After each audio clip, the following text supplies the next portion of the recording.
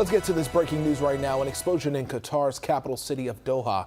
It's still not clear exactly what exploded or if anyone was injured in that attack. All right, but when you see this, you can see that the blast sent black smoke right into the air. Coincidentally, Israel's military, or was it, said it carried out an airstrike targeting Hamas leadership without saying exactly where the target was. So everyone's kind of interested in the two things happening at about the same time. Yeah, ABC's Ian Pannell joining us now live from Jerusalem with more. You're piecing this together, Ian. What can you tell us?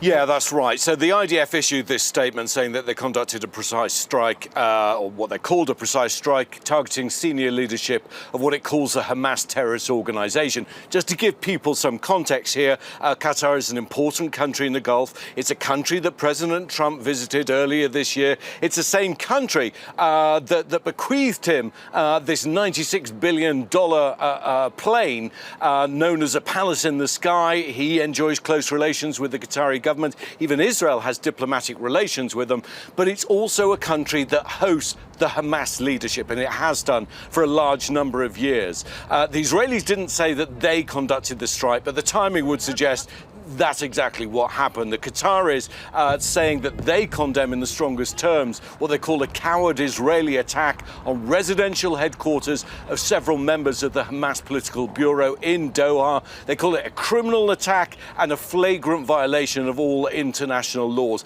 This is a major event. It will have huge ramifications. We have to wait and see whether the Americans knew that this was going to take place. No official statement from the White House so far. But given that President Trump was talking about the possibility of some kind of ceasefire deal and the release of those hostages in the coming days, that now seems to have all been blown out the water.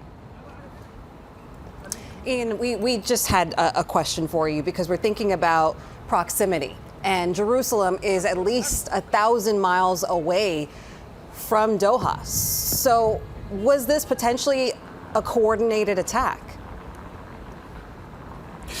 Yes, I mean, we've certainly seen before when Israel has conducted long-range strikes that it has absolutely coordinated or at least consulted with the United States government, but it's also demonstrated its own long-range capacity. You only have to go back a couple of months. Remember that brief conflict, war, if you like, between Israel and Iran, where we saw Israeli bombers targeting Iranian oil fields, Iranian cities, key Iranian leaders and scientists, and that is even further away than Qatar. There is a suggestion that perhaps Israel has bases in the region, but such are the sensitivities of hosting Israeli fighter jets or military resources that that's not the kind of thing that's talked about. We'll have to wait and see what else the Israelis have to say. The Qataris are outraged. Other Arab nations will be outraged. The so-called Abraham Accords, this was the peace deal, the normalization that took place between Israel and many of those countries.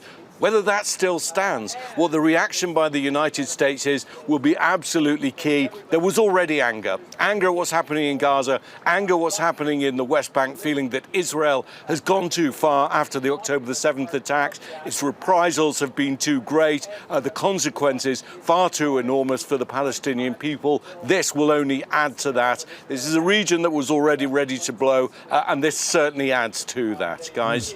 Well, we know you're going to stay on top of it and keep us updated. ABC's Ian Pannell reporting live from Jerusalem, Israel.